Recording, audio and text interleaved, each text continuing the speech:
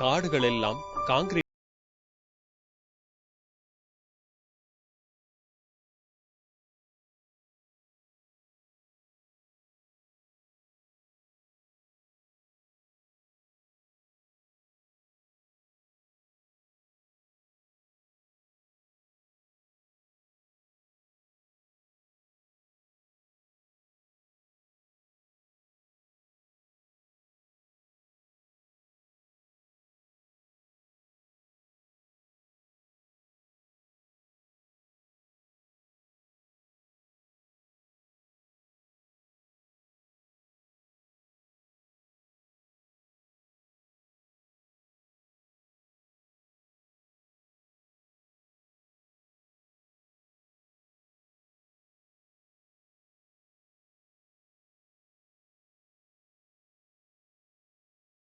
ஆராய்ச்சி செய்ய வேண்டும் என்று நான் தினமும் இது பண்ணி அதுக்காக நான் ஏற்பாடுகளை செய்து கொண்டிருந்தேன்.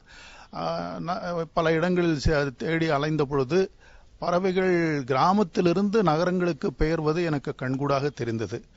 சரி, இந்த பறவைகள் ஏன் அங்கிருந்து வருது அப்படின்னா சாப்பாடு கிடைக்காம தான் இங்க வருது, அப்புறம் போதுமான அளவு குடி தண்ணீர் கிடைக்காத மாதிரி இருந்தது அப்படின்னு சொல்லி எங்க மொட்டை மாடியிலேயே வந்து ஒரு பெரிய ஒரு ஏற்பாடு செஞ்சு இந்த பறவைகள் குடிக்கிறதுக்கு நல்ல தண்ணி குடிக்கிறதுக்குன்னு தனியா டப்புகளில் வச்சுறது, அதே சமயத்துல குளிக்கிறதுக்கும் கொஞ்சம் பெரிய டப்பா வச்சிருந்தாம தண்ணி ஊற்றி வச்சேன். இட்லி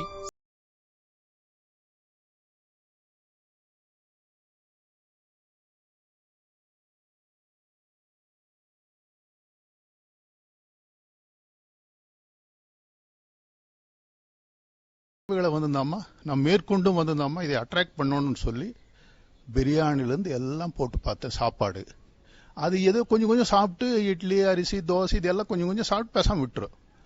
அப்படி டெஸ்ட் பண்ணதுல இந்த மிச்சர் பாம்பே மிச்சருங்கிற ஒரு மிச்சர், அது உள்ளூர் கடையில் சொல்லி வச்சு எனக்காகவே ஸ்பெஷலாக செஞ்சு கொடுத்தாங்க.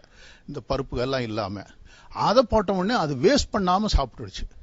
30 ஆண்டு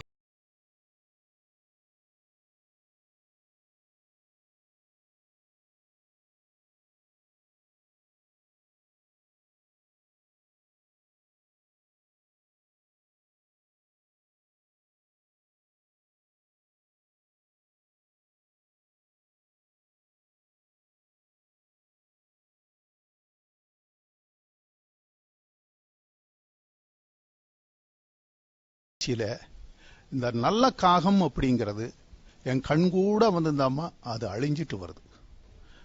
நம்ம நகர்ப்புறங்கள்ல நல்ல காகவும் அண்டங்காகவும் அழியறது ஒரு மிகப்பெரிய கேடுன்னு தான் நான் சொல்லுவேன். அப்புறம் இந்த நல்ல காகம் நாளுக்கு நாள் உருவத்துல சிறுத்துட்டு வருது. அப்புறம் மூக்கு வளைஞ்சு ஒரு கால் இல்லாம இறக்க ஒடிஞ்சு அது பிறவியே அப்படி வருதாட்டு இருக்கு.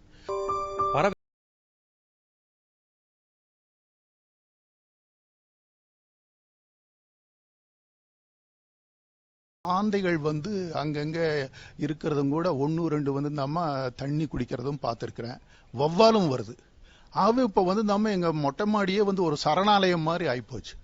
இதை சரி மற்றவங்களுக்கு நம்ம இது பண்ணணும்னு சொல்லி ஒரு பெரிய பிளெக்ஸ் போர்டு முன்னால் எழுதி போட்டு நல்லா கிளீனா நீட்டா ஒரு 2000 ரூபாய் செலவுல எழுதி போட்டேன். அது ஒரு வியத்தகு இதா போயிடுச்சு. போறவங்க வர்றவங்க பூரா டெய்லி வீட்டுக்கு சார் இது எப்படி வளர்க்கறது, என்ன தீனி கொடுக்குறீங்க, என்ன அரிசி கொடுக்குறீங்க, நான் நினைச்சு பார்க்காத அளவுக்கு அதுக்கு ஒரு பெரிய விளம்பரம் ஆயி வாலாட்டி குருவி மாதிரி